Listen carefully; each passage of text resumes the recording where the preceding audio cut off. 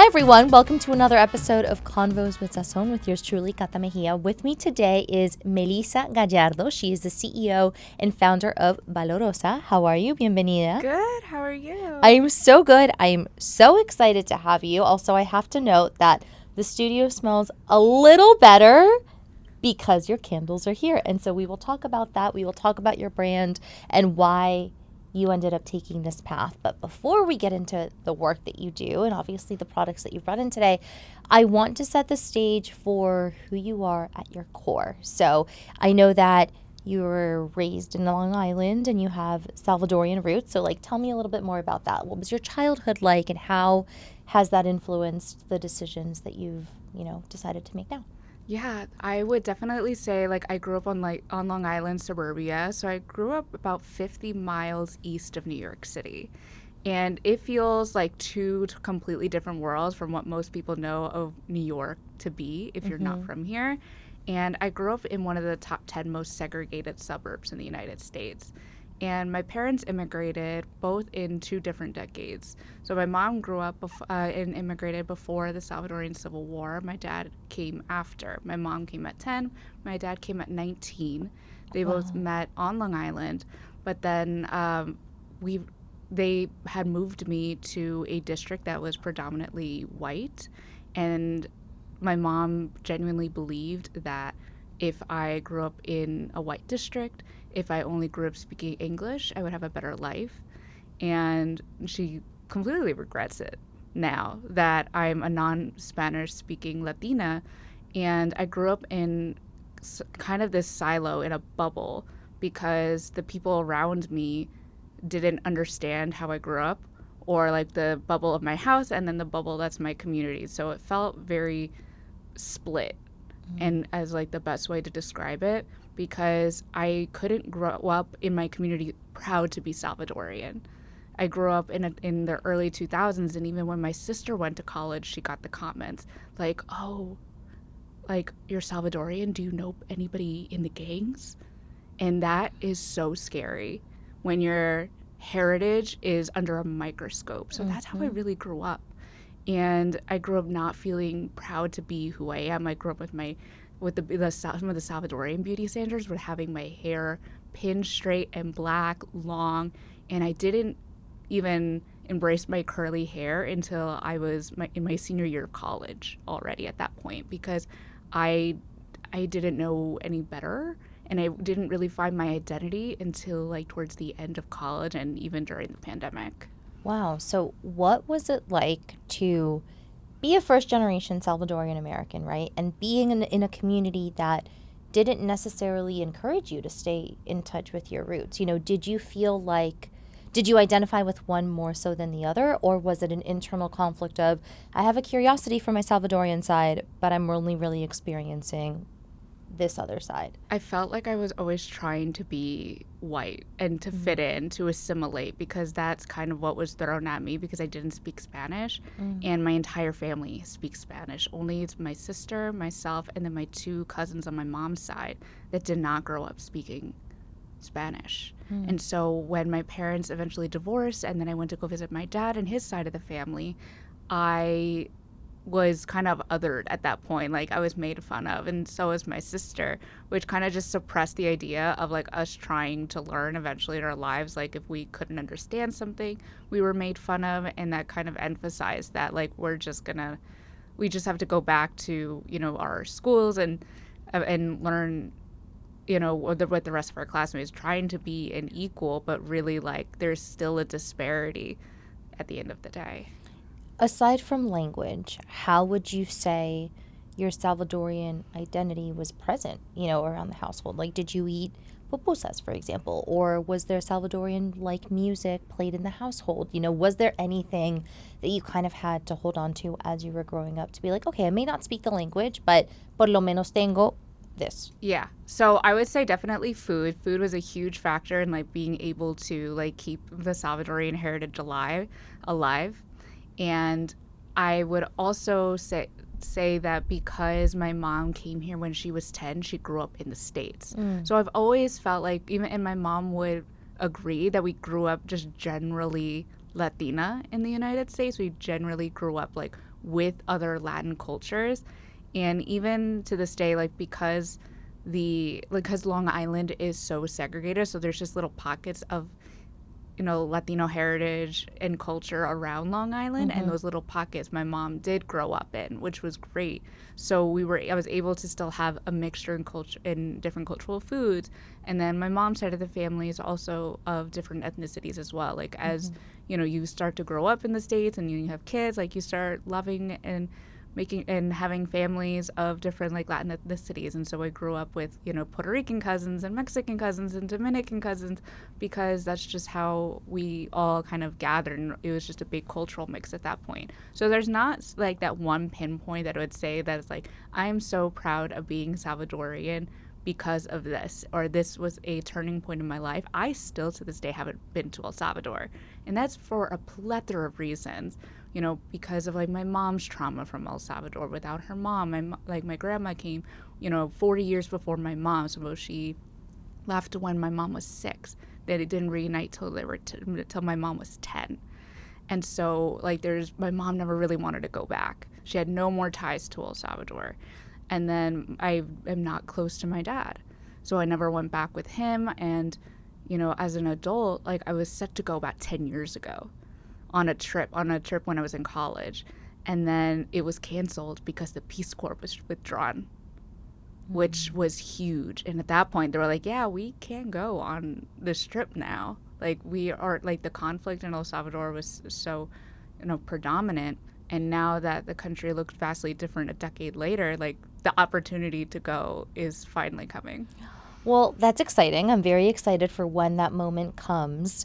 I'm curious to speak a little bit more about the fact that you said it wasn't until maybe end of high school, beginning of college, that you were able, in a more in-depth way, kind of pursue that other side of your identity. So talk about that. Like, why do you think it took that long? And did you feel like there was an even greater responsibility that you put on yourself to look more into that side of your identity? I think I just really needed a change. Yeah. And it actually was the opposite. So I didn't really find my identity until about 22 at the end of college. Okay. And I think it was because I had lost a lot of friends in college. Like there was a huge falling out with like roommates and just like the general friend group, that I was so focused on a career and of like making sure that like I left college very close to having a job, but like being set up for success, like working twice as hard to get half as far. So I really wasn't going out, even though it's 21, and I needed a change. So of course I went crazy and I decided it was going to be my hair. So it kind of just started at that point. It was like a curly hair journey. Like I had dyed my hair. And it looks beautiful. Thank you. I haven't straightened it in about 6 or 7 years now. Girl, I'm going to have to ask you for advice. My natural hair is wavy, leaning to curly, but I haven't found the right products maybe, or like given myself the grace to experiment. So after we record, I will be asking you for tips. Totally. So it kind of started at that point, and then when I was just really getting into my hair, I was just meeting other different Latinas who were also going through like a curly hair transformation and journey, and that's when I found like a legendary entrepreneur, Julissa Prado from Rizzo's Curls. So I'd already like started following her, and then it kind of like snowballed into like me following like her like group of like, at the time, like influencers in like 2016, 2017, when she started her brand. And then I would say like the pandemic really hit hard. Yeah. So I had graduated college at that point. What did you graduate with? I graduated Manhattan College, now Manhattan University, with a degree in communication and broadcasting. Okay. And I minored in religious studies. Okay. And then during the pandemic, I was working for like a top 5 media company in New York. And when I ended up like moving back home, and I was like, I was commuting 2 hours each way to come to Manhattan because it was so far east on Long Island. Like it really did take 2 hours from the minute I left my house to the minute I got my desk to my desk. It was 2 hours. So at that point, when I was going back home and the pandemic hit, I kind of went into online communities. I kind of doubled down on like social media, and I wanted to start a side hustle too. And it was all kind of like just in these transformative moments in the pandemic, I think if you just lived through it in this time period, like something clicks when the world it just stops. And for me, like I was just on this kind of journey to my Latinidad without really even knowing it. I had studied abroad in college, so I went to like, what was it? I went to Italy, Spain, and France for 5 weeks each. And I had also gone to Guatemala in college. So I was already starting to like seed that into my life, but it didn't really transform into something until I started finding a community of Latinas online that I can relate to, that I can talk to, and then also start to build like a side hustle at the same time, because I had all this time during the pandemic now that I was living back at home with my mom. It's funny that you mention, something unleashes, when kind of the world stops. It's almost like when you let kids get bored, that's when they become their most creative. So Yes. same thing. So let's talk about your entrepreneurship journey. You had a job from home during the pandemic, right? As a communication professional, correct? Yes. That's what you studied. And so how did this side hustle come into play? I feel like I went into it so naive. I was like, just for fun one day, and my boyfriend, now husband, would tell the story as it goes. One day, I decided to make a candle for fun as a hobby. I bought like $100 worth of supplies from Amazon, made a candle, and was like, I'm going to start a whole business. I'm going to make an LLC.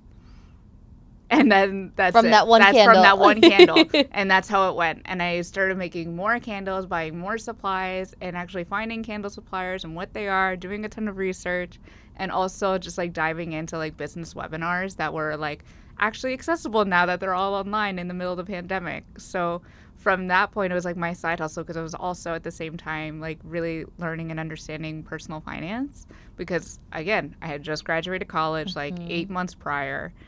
And I didn't know what to do with the money that I was earning besides throwing it into like the $500 a month to take the train into the city plus the subway. So with the additional money that I was saving, I was then slowly investing it into a business. So what about that first candle making experience sparked something in you that was like, I want to take this to the next level beyond just a hobby and like fully make it a business?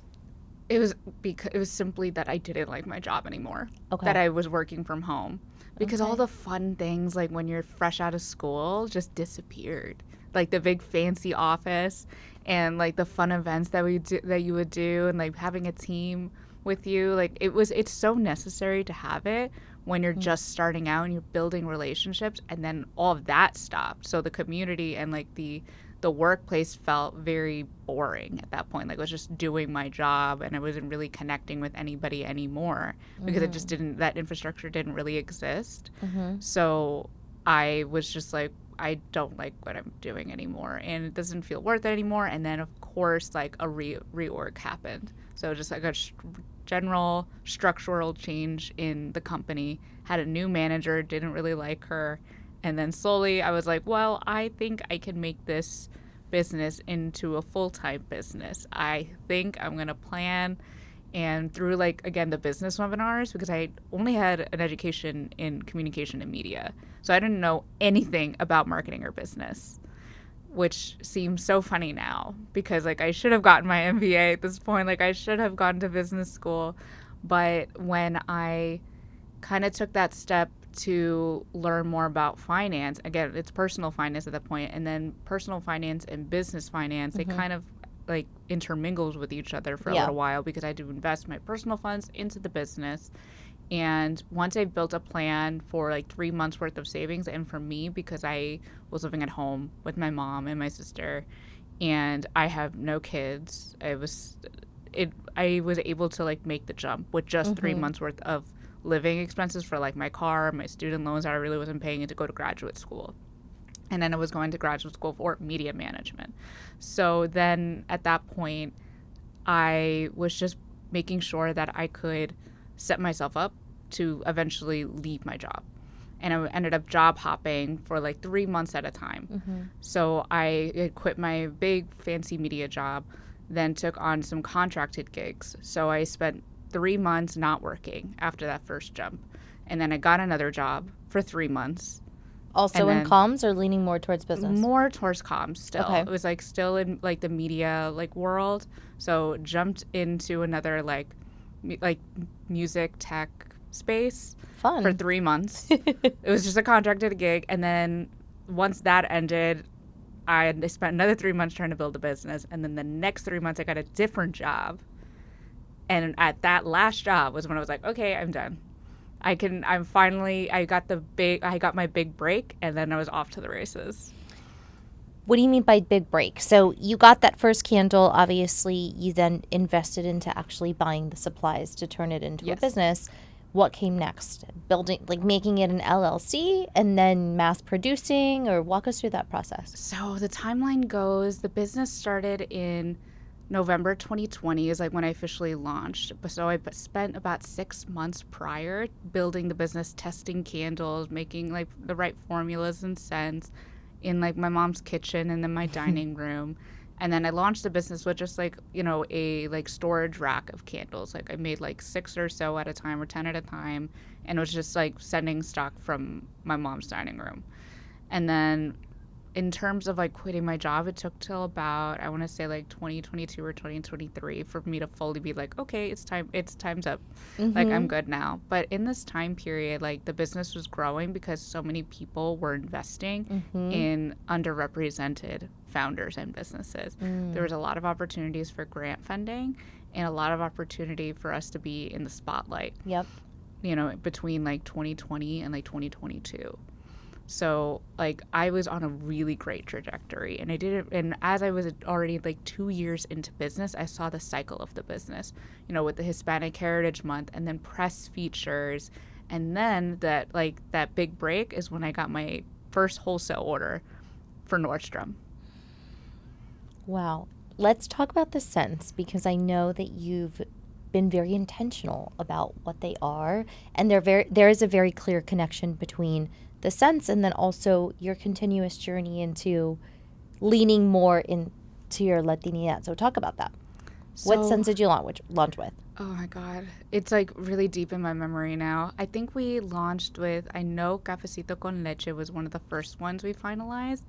And it was the one I was most nervous about launching. And it was my husband's idea to be like, no, you should launch it. There's nothing else out like this. So it was like, are people really going to buy a coffee candle? And it is still like flip-flops to be our #1 bestseller with horchata.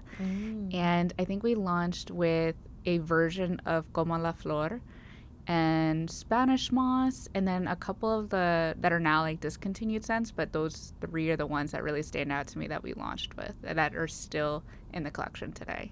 Wow. Okay, so how have you built upon that initial round of scents? Where do you draw your inspiration from? How do you, from a business perspective, decide, okay, it's time for a new one, or it's time to bring in something that maybe you had an idea for earlier on in the business that you've now refined? So this is like version 3 of the business. Like this has been in different kinds of phases. So when I first launched in 2020, the brand looked completely different.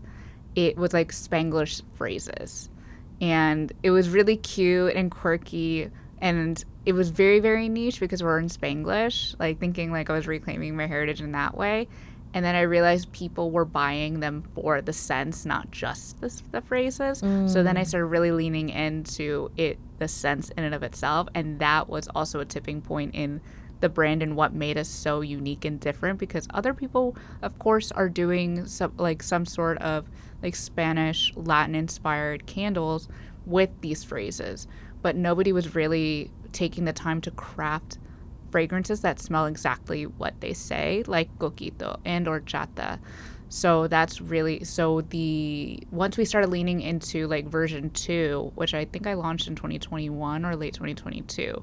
So we had the next version where like every single candle's like name was the scent it smelled like. So it like right front and center, it was coquito and sacred smoke and como la flor. And now we're on version 3 with Valorosa. And we've introduced now car diffusers and travel diffusers because I feel that Latinos should feel at home wherever they go. And it's rooted in immigration and the idea of immigration, and we're always moving. So whether you are moving to a new city or you're not in the place where you would normally call home, like your homeland, you can take that piece of you wherever you go. You could take the candle wherever you go. Or in the literal sense of the car diffuser, it's in your car. Yeah, yeah. That's beautiful. And I want to talk more about the sense that you want to create, the environment that you want to create, because just like smelling something takes you and can transport you to a specific place, Yes. so can music and so can other things. And so it's jogging memories that can happen through just lighting a candle. So what was that thought process behind that? I wanted to first feel like I was creating a sense of home. Like I was just drawing from my own childhood experiences, with coffee in the morning and a very iconic floor cleaner that we're always using. And I took those bits and pieces that I wanted to recreate in candles. And then, I was thinking about the holidays for Coquito and I'm not Puerto Rican, my family's Puerto Rican, and it was a staple when my family came over. There was a bottle at every Thanksgiving and Christmas. So I was taking those points, and then once we really started to take off, it was like feedback and surveys and requests in my comments and in my DMs of what people really wanted to see. And that's when we started, developing new fragrances. And that's where horchata came in. And I was like, oh my God, duh. Why haven't we done an horchata cinnamon rice water? Because that's part of being Salvadorian. That's my Central American way of being able to bring our culture into my home. And it's also representative of Mexico and other Latin American countries. So I always felt like I wanted to bring in not just one specific heritage and culture, not just Mexican heritage, not just Salvadorian heritage, but actually bringing a sense of belonging. Because I feel very much that as a U.S. Latina, that I carry a lot of people's cultures with me, and I want to do it authentically, and I want to be able to tell those stories. Yeah, absolutely. What is the process of manufacturing, a scent or anything along those lines? Because I can't imagine, I have an appreciation for candles, of course, but I wouldn't even know where to start. So how did you refine that from that first candle that you made up until now? Did you have to take courses to see what scents mixed? Because also there's a bit of chemistry into this as well. So talk about that behind the scenes. So if I describe the candle making process like baking the perfect chocolate chip cookie, because you have your few core ingredients that you never really stray from, which is flour, chocolate, sugar. And for us, it's wax, wick, and the base of the fragrance. And I describe the chocolate chips, if you're using milk chocolate or semi-dark chocolate, for example, or white chocolate, or even M&Ms. That's how I describe fragrance to be. So I'm taking a little bit of different kinds of fragrance oils that already exist. Kind of also feels a little bit like makeup, because you're taking something and you're like, I like this and I want to recreate something like this, but put our own twist on it. So I would take different fragrances from different candle suppliers. So a small bottle of coconut oil, and it feels very straight up like coconut. And then I'm adding the different spices to it. So I'm adding cinnamon and trying to find notes that match and that I feel smell like coquito. And I describe coquito because it took me 18 months to perfect. It once smelled like sunscreen. Oh, wow. It smelled like banana boat. It smelled like a generic sunscreen. And I was like, this isn't right. This does not smell right. And then it finally perfected the bottle of fragrance oil that I would then send to a fragrance house to duplicate. And at that point, I make sure that it's up to our clean ingredient standards. So there's no mutagens, carcinogens, reproductive toxins, acute toxins. The list goes on of the exact chemicals I do not want to see in the fragrance oil at all. So once it comes back to me, when they're like, here's the candle or here's a bottle of fragrance oil for you to test. And that's where the process really comes into play. Because I'm basically burning the candle for hours at a time, seeing how it performs throughout the life of a candle. So for candles specifically, you have different notes. So you have the top, middle, and bottom notes. The top notes, and then when the candle is unlit, so when you just like smell it at the store, that's called a cold throw. And that's what you immediately smell at the store. And those are your top notes immediately that you smell. And then if you've ever experienced a candle that doesn't smell like what it initially smelled like to you, at the bottom of when you're like almost done with the candle, it's specifically because it's designed that way. So it's kind of like, you're going through like the candle layer by layer. And I need to be able to test whether or not the top layer is going to like then smell like the bottom layer through the entire life of the candle, and what I want the journey of the candle to really smell like top to bottom. And it takes a very long time for me to perfect.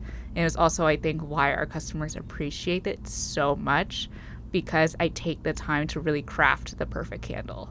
Do you make the candles yourself? Like after you have that fragrance oil or fragrance bottle that is sent to you, are you the one single-handedly making all of these? Not every single candle. Like when in the development process, it's just me. So I'm the one that like gets the bottle of oil from my fragrance house, and I'm recreating and making the candle, letting it sit and cure for 2 weeks, or like kind of like a resting process. When something is hot to cold, like we have to wait for all the molecules to stop moving around so much for the fragrance and the wax to bind together. So like I'm very involved, and I'm the only one really involved besides the fragrance house when we're developing a scent and a fragrance and a candle. And then once I have perfected how I want it to be made, I then hand it off to my candle production assistant, and she's the one that's really pouring the candles for everyone to experience. Okay. Let's talk more about building your team, because you started off with just yourself. Yeah. So at what point did you start expanding, and how did you prioritize what role to bring in? And obviously what does your team look like now? Yeah, so I was actually investing in myself by having a business coach. And my business coach at the time told me, you need to hire someone. And I was really starting to burn myself out because I was pouring candles 4 days a week for several hours a day. And I was beginning to get carpal tunnel from pouring candles for so long, for so many hours. So that's when I knew I needed to hire someone. So my first hire was actually my sister was helping me out. And then I hired my sister's friend. And the two of them were going hard at making candles. And I had the two of them working for me for I think like 2 years.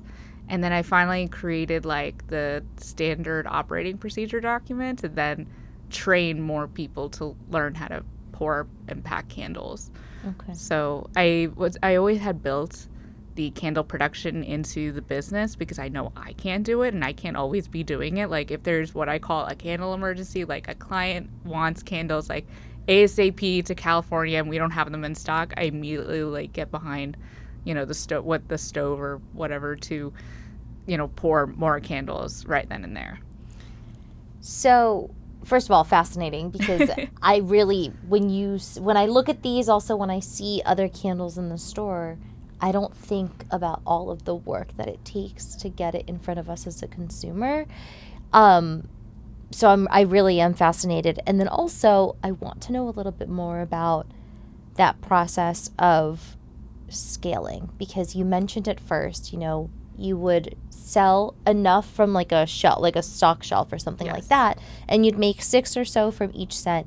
At what point did you start fine-tuning on the production front the numbers? Like you also mentioned like lots of surveys, but like what is a standard amount of candles that you now produce per scent right now?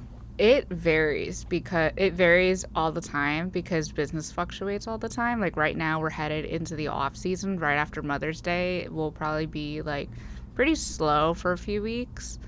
And then once you get into the summer, we're in trade show season. So trade show seasons, I know that retailers are really looking to buy candles, and then there's also an online trade show where our existing retailers really go hard in stocking their product. And I can kind of tell now that we're 5 years into business what people are going to buy. But when we bring newness in, I never really know. But on our existing like SKUs like horchata and cafecito con leche, and like I know what's going to sell immediately. But on a standard basis, like we're producing like 300 candles a week maybe. And Oh my gosh. it's a lot. It can be a lot. I think we could do up to 600 a week. But again, it like really varies. And I have everything really set up for this fluctuation. Yeah. So like my current candle assistant, she just got 3 jobs because we're always fluctuating. Like she's working seasonally somewhere else. And then when we're kind of hitting like our peak for Hispanic Heritage Month, that's when, you know, she's able to put in more hours too. And I structure it in a way where like I'll ask for like 20 hours of availability a week. Doesn't matter when, as long as it's like, you know, 4 to 5 hour blocks so you can get the work done. And I'll schedule her shifts based off of that information. So if it comes down to it, like if I need her to come in again, like, you know, another client or somebody will say, I need X amount of candles in like 2 weeks. I'm like, I can call her up and be like, hey, do you want to come in? Are you still available? And otherwise, like, I go in and make the candles myself. But like, it's so great to have like the extra people involved. And then also my mom is super involved in the business. She also works for the business. Like, I rent out a portion of her house to also hand pour and produce the candles. She doesn't make the candles, but if she's the one labeling, putting them in boxes, she's probably shipping candles right now. And it's also just like helping feed into the business. It's creating more, and having 2 people, you know, work on the operations frees me and my time to be able to do marketing and to strategize and do more product development and really, you know, feed into our customer basis. So how big is your team right now? It's just the 3 of us. That's incredible. I mean, it's still out of my mom's 6 house. years since launch. Yeah. Obviously, you know, recognition is there.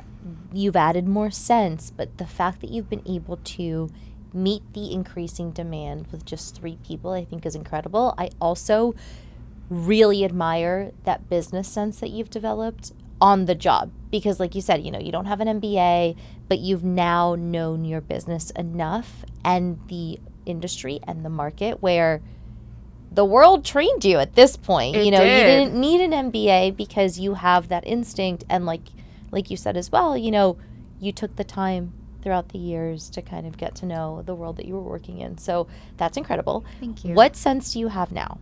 What are all the scents that people can choose from? You're really testing me now, because I'm like, my mom just rearranged our shipping shelves. So like normally I go and you order, I can see it in my head on those shelves. Yeah. So let me try doing We have alphabetical cafecito order. con leche. Yes, we have cafecito con leche. We have agua de Jamaica, agua fresca, como la flor, coquito.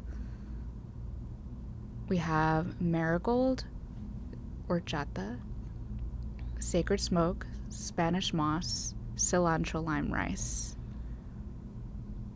I'm intrigued about that last one. Yes. Oh, I don't know if I said marigold. We also have Yes, marigold. you said marigold. Okay. So it's 10. 11. So 11, we're we're missing one. This is sad. We'll take your word for it. Listen, more of a reason for people to go to your website and see for themselves. Lavendosa. That's the last one. And that's lavender and... Yeah, it's like a lavender chamomile sage, like inspired by like clean homes and like it's just a very clean lavender. I love. Smell. Yeah. You mentioned before that there are some discontinued or retired scents. What are some of those, and what's the thought process behind retiring them? It's so sad to retire fragrances because it really just comes down to like the sales data. Oh. And like being able to say like, is it worth it to bring it into the new rebrand, like version 3? Mm-hmm.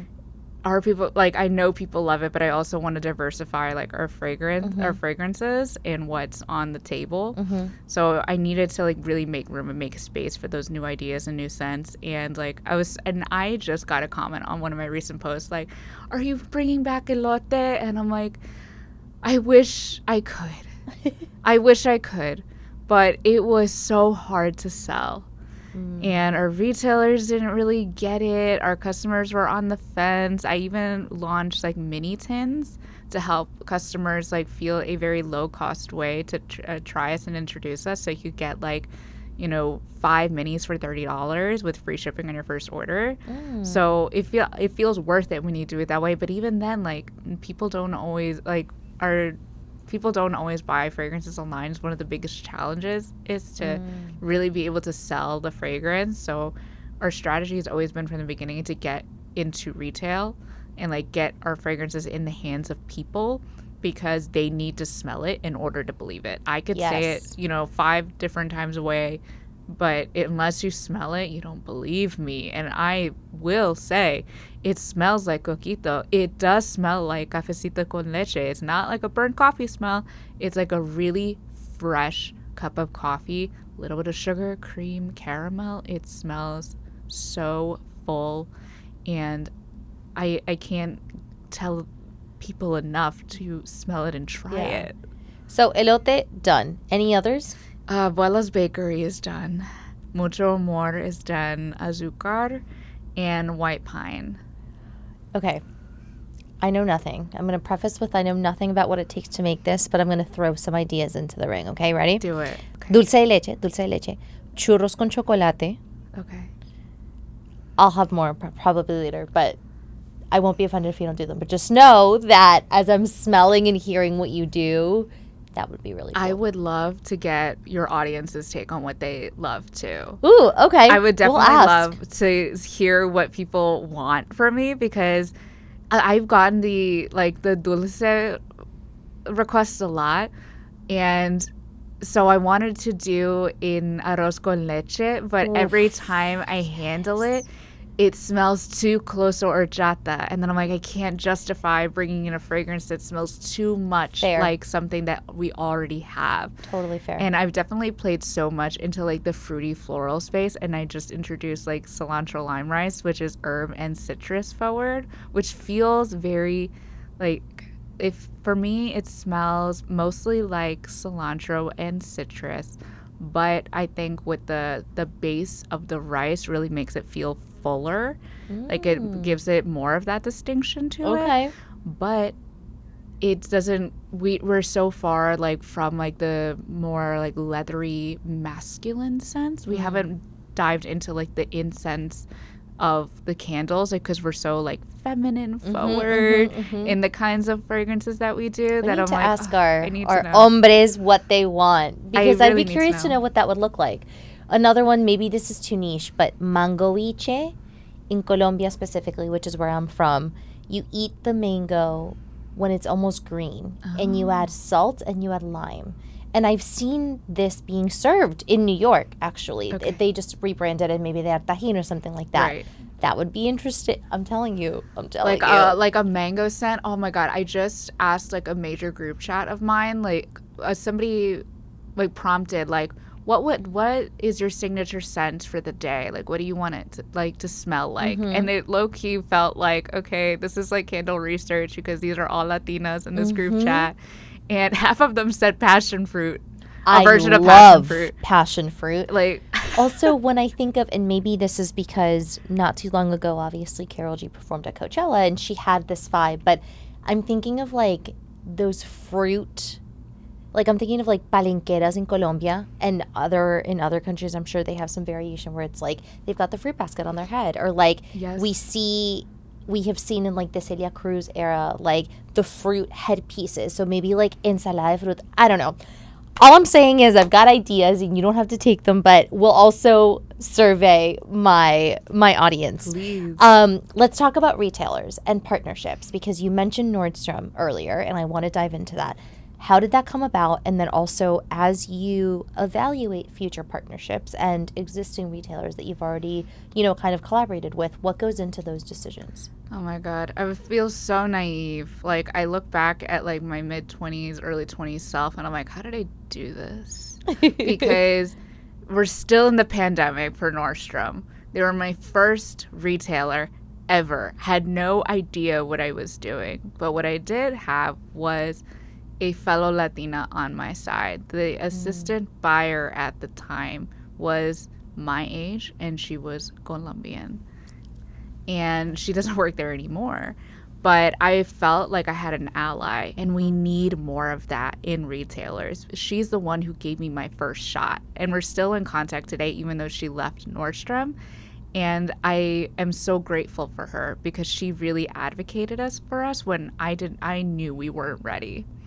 And I was able to still like get essentially like, I wouldn't say a playbook, but they give you like a giant manual when you go to any retailer, really, like for logistics and, you know, for like tagging and like how do you build like your boxes and like, you know, barcodes. And there's a ton of like logistics to this.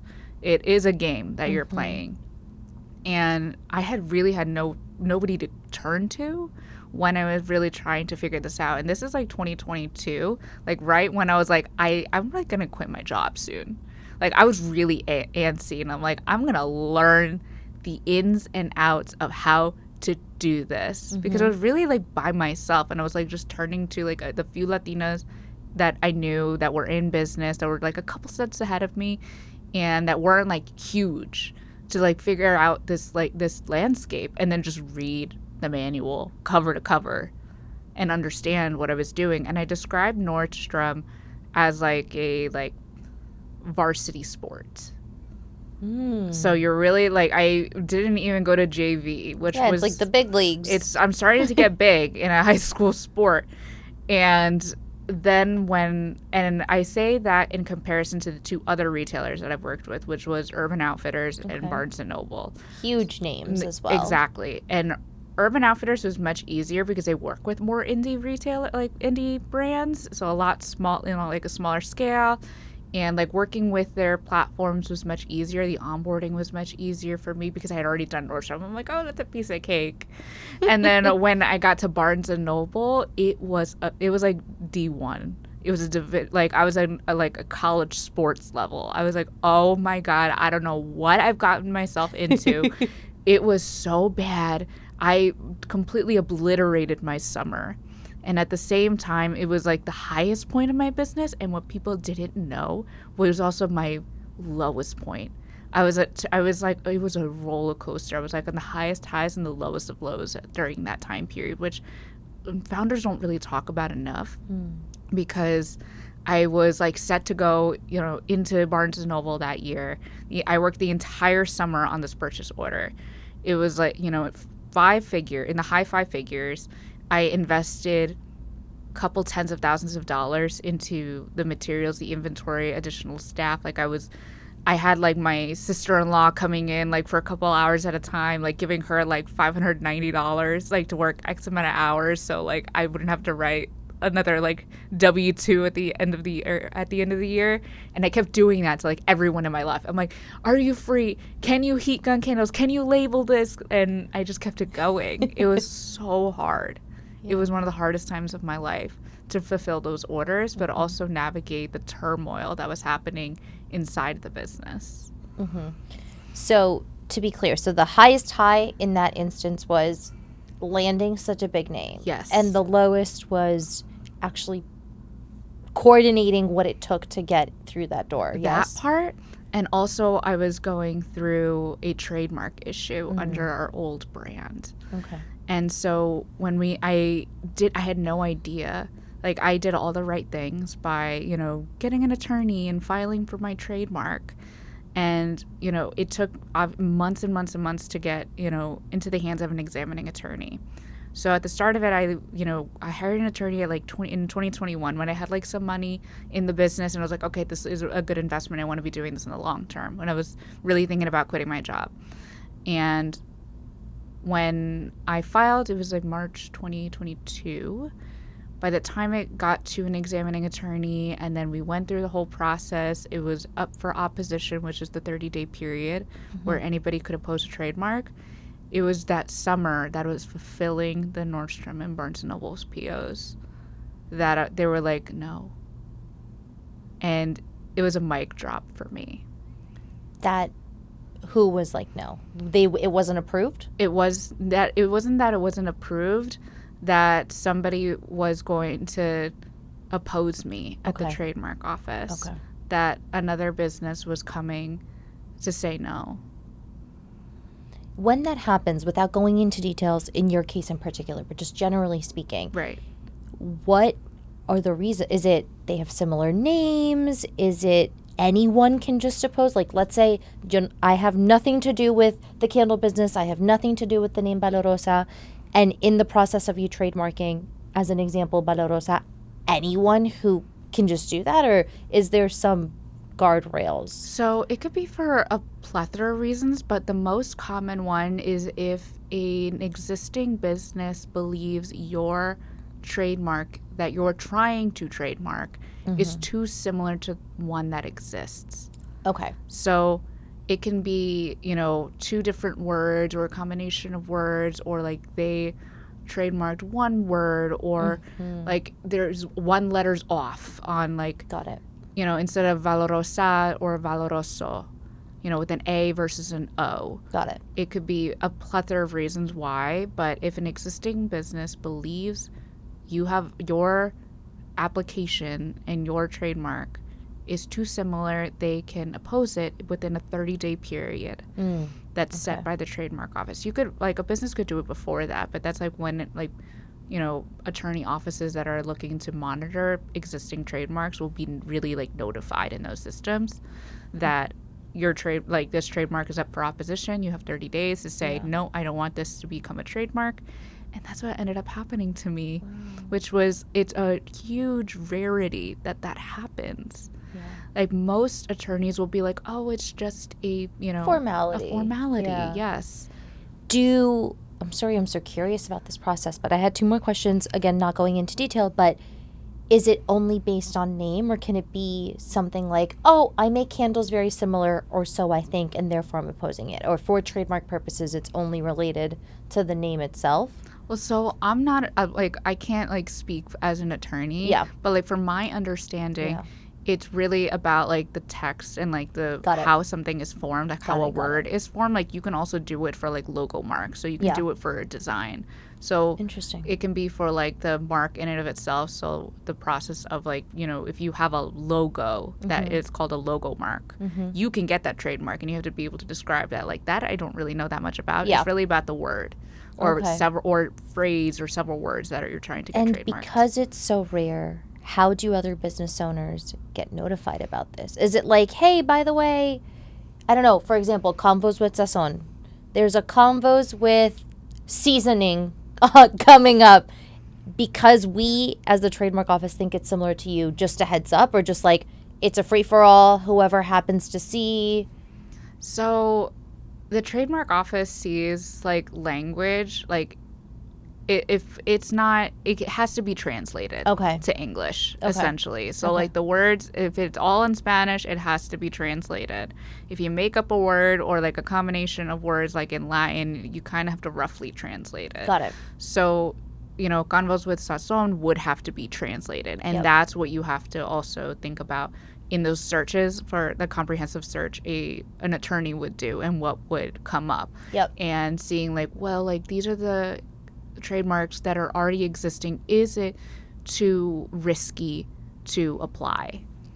Got it. And that's kind of where you, as the business owner, as the founder, have to decide whether or not you want to pull the trigger. A lot of businesses don't pull the trigger because they saw later down the line that their trademark is unavailable, and they're just going to operate in businesses as is, and don't even worry about the IP. I wanted my IP. Yeah. And so I had filed for a trademark, that did not go through. And it was already a busy summer, as you mentioned. So what do you do at that point? You're full steam ahead, or so you thought. So what happens then? Cry. I cried so much. I was crying over boxes and thousands of candles. We were producing almost 7,000 candles that summer. And I was shot. I was burned out beyond belief. I genuinely didn't know what I was going to do, because I didn't have the plethora of resources to just remake everything. To redo everything at that time. And also, what do I do about the retailers? What do I do with all of this money that I've dropped into candles? Because I'm sitting on, again, thousands and thousands of dollars worth of inventory that I didn't know if I was going to be able to send or not. And thankfully, I was able to fulfill those purchase orders. No problems. It turned out great. Yeah. Everybody saw the videos of my mom going to Barnes & Noble and getting a candle, or me going to Union Square at Barnes & Noble. Everybody saw those fun moments, but it was the hardest time of my life. Wow. I'm so sorry to hear that. sometimes grow, though, during these hardest moments. And I know that you now have a rebrand, as you mentioned earlier. So, new name, new look. Talk about what inspired that rebrand, and also in the moment that you are, being able to reflect on how far you've come from that low point, but also on the highs as well. Exactly. So I really still decided that I wanted to own my IP. I didn't want to feel like I was limited anymore, and I had to rebuild. And it's been about 2.5 years since that point, that summer, and almost 3. And I had to really go back and dive back into my foundation. It's like kind of like renovating a house or like literally demolishing it. And that's what it felt like. Like I had a foundation and I had kind of had to replace it again and like think about, do I want the same layout and the same structure? And that's kind of how I describe it now. Because you demolish like a home. Like it's destroyed, it's got mold, you can't live in it. That's how it felt. So at that point, I had a attorney who was like, she knew my story. I had reached out to her, and she was able to connect me with somebody who could brainstorm with me on a new name. And it was probably one of the best investments I made because I knew I couldn't come up with one. I was like a year later, and I was like, I got nothing. I still got nothing on a new name. So I finally made the investment into hiring help to brainstorm. And at the end of the session, we came up with a few names, but the one that stuck was Valorosa, because I had told my story about like how my grandma came to this country and being raised by strong women, and the idea of matriarchs and the tribute to matriarchs, visionaries, immigrants, the people who came before us, our ancestors, and that our cultural traditions carry us forward. And I wanted that so much in that story in her name. And as we were like kind of coming up with synonyms, we came across valor. And that started to stick. We're like, okay, but how do we make it so unique that like we can apply for a trademark immediately? Because that's the first concern. I'm like, it has to be trademarkable. I have to own this name. So we came up with Valorosa because rosa is rose in several different languages because it's Latin. And for me, it felt right because of the kind of flower it is. And also, like, I grew up with gardens and, like, having flowers planted in front of my home on Long Island. And that felt very personal to me. And even before my late grandmother passed away, like, she gave me, like, a little bouquet of flowers that I held onto my childhood dresser. And it felt very personal to me. But also I wanted to keep the name very feminine and kind of have this tribute to also our old name in a way without having to say it. So it still has a lot of the same feelings as our old brand, but it's so much more mature now. Like our packaging is more mature, like our color choices, and it feels very me today. And I love that it also means so much more than me, that it represents our community. That's beautiful, because just like you have evolved as a person, you know, personally, you've also evolved as a business owner, and that is reflected in your brand as well, and all of the learnings that you've gathered from the experiences thus far. So I think it's so beautiful that that notion is interconnected. I also want to ask, regardless of the rebranding and all of the changes these past few years, what would you say has stuck at the core of your brand? You know, what has remained consistent and what do you hope to remain consistent? I ask because I actually learned from you, from our intro call, that the candle making industry is very Eurocentric, you know, and this is obviously the opposite of Eurocentric. This is very reflective of our community. So as you were figuring out the core that you wanted to maintain, how have you made sure that the Latin representation sticks alongside that? And I think you just said it, that what at the core of who we are is being authentically ourselves as Latinos. And that has stuck with me at every single point in my life and in my business since 2020. Like when I really dived in and I was in my own transformative experience and becoming an adult and just finding myself, essentially. That's what has always stuck. That's how I found my community and feeling a sense of belonging. And I want Latinos to feel at home wherever they go, because I didn't always feel that way. And I'm one of the very few Latinas at my age that grew up not speaking Spanish. Most Latinos speak Spanish, but yet I still feel like I'm not enough. And I would say that's a very universal experience among U.S. Latinos, whether you are an immigrant or U.S. born, whether you have recently immigrated or you were born here in your third generation. Like, this experience of never feeling enough has always been there, and I want this brand to make you feel at home. Like, there's this sensorial experience that we don't always get. You know, we see it in food, we see it in music, we see it in language and the five senses. We don't have it in a candle. We don't really see it represented in fragrance. And historically, fragrance is in France. And sure, that's great. We take a lot of those practices in perfumery, but I'm not a trained perfumist. It's actually like longer to become a professional perfumist than it is to become a doctor, like to be an attending. It takes a very long time to become a perfumer. And so that's why I work with a fragrance house, and I'm the one kind of behind the scenes, like just like in my kitchen or like in my candle studio, like mixing together fragrances so the professionals can then take it and work with it, and making sure that I have a team behind me that also understand the nuances of being Latino and what we're trying to build, like our mission and our vision of this sense of home and belonging, feeling like you're at home wherever you go, because it's bringing out your inner confidence and the strength, like having your culture besides you. That's why we still eat our cultural foods and wear the clothes we wear. And we, you know, I went back to being like naturally curly, because that's what makes us feel authentic. It makes us feel ourselves. And I want our candles to be a part of that journey. Yeah. I love your emphasis on home, because when I think of home, I don't necessarily think of a physical location. I just think of feelings, you know, feeling seen, feeling heard, feeling safe.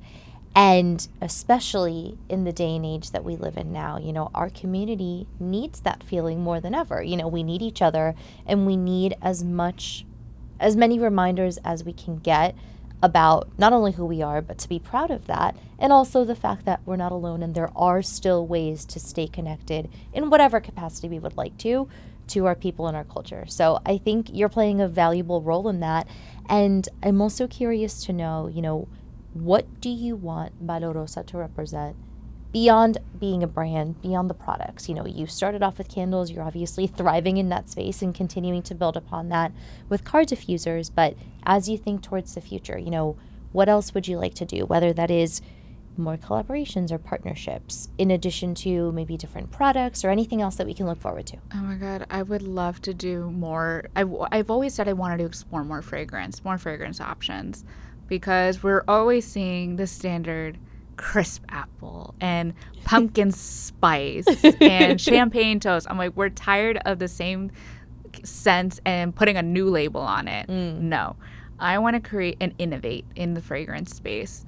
Like, we're not seeing coquitos, and if you do see it now, it's because they duped me, which has happened to me already. Yeah. And I want to be able to continue with more innovation, new ideas in the fragrance world. So I'm always asking and surveying our customers, what do you want to see, looking at the trends right now. And I'm always going to have Latinos at the center of it, but I also tell anybody that's non-Latino that these scents are for everybody, because everybody knows another Latino. Everybody has a different sense of home, and you may be married or have other family and children that are of mixed descent, and that's more prevalent than ever. That more than, you know, I think it's about a third of children being born today are Latino. Like, that's just how our world is shifting. So these scents are going to be at the center of their lives. Like, these, again, like these cultural traditions will always be at the center of who we are. Those are never going to change. Yeah. So cilantro, lime, rice, and horchata, they're still going to be prevalent today as they will 25 years from now. And I want to continue to find those pockets that I can then be inspired by and recreate an authentically driven scent that really smells like whatever it is I'm going to be creating next.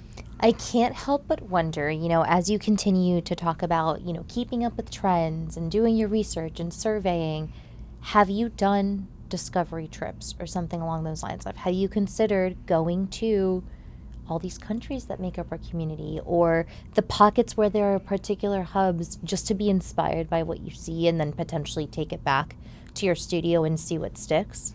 I think what's really hard about that is making sure that I'm also creating a sense of home in the U.S. Latino lens. And I think for me, like, there are some very, very, very specific scents that I've been requested. Like some sorts of like volcanic scents or like oceanic scents. And somebody had described to me once, like, there's this smell after it rains in the Caribbean. Ooh. And okay. I'm like, I have to smell that for myself. Like, I would have to go and smell it. But that's also really hard to take with me, recreate it, and then like bring it to a lab, basically. So there is some hardships there, and I'm a really bootstrapped business. So like traveling there could only be like once a year for me, if that. And I want to make sure that I speak for other Latinos in the community. Like, if somebody says passion fruit, maybe I should really consider passion fruit. Like, I could do passion fruit. Like, when a bunch of Latinos in a room also say passion fruit, I'm like, okay, yeah, that's definitely in the back of my mind. But I also want to create a very diverse sense of fragrance, because kind of like the color wheel, there's different categories of fragrance, from like fruity florals and woods and aromatics and, incense. Like, we're talking like from sandalwoods and Palo Santo. Then there's like orchids. Like, there's different. It feels like a color wheel. So I want to make sure it's like a very diverse scent. And everything I create, also, I need to think about where it's coming from. So like, I don't have that many scents that really represent like South American heritage and countries. Like, I've really focused a lot on Mexican because 2/3 of U.S. Latinos are Mexican. So we kind of like grabbed that. I'm a New Yorker, so like I'm always thinking about Caribbean inspired scents. And then Central American scents is kind of like where I can really, thrive too, like from my familial experience. So like, I know that I need to talk to more people from Central America and what makes them feel at home, that's kind of representative of different countries too, because I don't want to just represent one. I want to represent a plethora of countries all at once, like horchata or coquito, because if it's too niche down, it's really hard to sell to. Like, I want to make sure it feels like a very universal experience, as much as I want to be able to represent a group of people. But it needs to be familial to those people. Like, people like, and you can see in the trends too, like, a mass chain that we all know for coffee created an horchata inspired drink. If they're doing it, I'm like, well, look at us and our fragrances and candles. Like, that's already trending. They're already seeing us in the Latin space and creating stuff that's catered to us. And if I can go in and look at like cookbooks or like other businesses that are kind of, dabbling into our space, I'm like, well, that's more validation for us to create different scents. Absolutely. Okay. To close us out, I have a 2-part question. The first, and I ask all of my guests, is any inside scoop or exclusive that you can give us, and then continuing the thread of forward thinking, anything that you want to speak into existence and manifest as a dream. So let's tackle the first one first. It can be as detailed or as vague as you would like. Okay. But what can people keep an eye out for? Okay. I definitely have been thinking about what I want our next fragrance to be. And I want it to be our signature Valorosa scent. Okay. And I'm really excited for it. I'm working with my fragrance house now to like develop the fragrance basically from nothing. Like, I have like 2 oils that I have been working with and dabbling, like what, percentages I really like. And I want it to come out towards the end of the year for fall and winter. Exciting. Because it's just a really, like, it is such an indoor scent. Okay. You know, it's not like agua fresca where it feels, you know, very fresh, fruity and yeah, fresh. yeah, yeah. No, this is like a little bit deeper, which is kind of, it is not kind of like the rest of our collection that I'm developing. So I'm really excited for that. I love that, especially because when I think of Valorosa and also our conversation, I think of like bold. Like you notice when this brand, if it were a person, walks into the room, you know, como que se hace sentir. I love that. We will stay tuned. And then a dream that you want to speak into existence and manifest. You know, this is such a hard question for me because I felt like I was so beaten down for so long under my old brand, and like I just got to the point where on the other side where I'm like, oh, there's so much relief on the other side. Like it's all in existence. I bought the packaging, it's launched, we're gonna be celebrating. And there's a couple of things that I feel like I still haven't hit yet. Like obviously I still want to go back to those retailers I worked with. Yeah. Like it's, you know, the buyers have changed, the landscape has changed so much in the last couple of years. So I definitely want to work with one other major retailer. Okay. And people have told me, I've already spoken this into existence, and people are like, you could totally do this. And I'm like, yeah, but I haven't done it yet. I want to be on a billboard in Times Square. As a native New Yorker and truly believing like Times Square is a black hole, I'm like, no, I want to be on a billboard, but I also don't want to pay for it. So I'm also speaking into existence that somebody else is going to campaign me and the business to be a part like of a campaign that'll be on a billboard. I love that. Yeah. I love that. And I hope that it you know, it comes into fruition for you. I have no doubt, honestly, your product speaks for itself. Thank you. But more so than the product, the story and the intention behind it, I think is so powerful. So thank you for so candidly sharing your story and for stepping into our shared space now. I wish you all the success, and I'm excited to dive in deeper into your candles for myself. And thank you all for listening and watching. Until next time.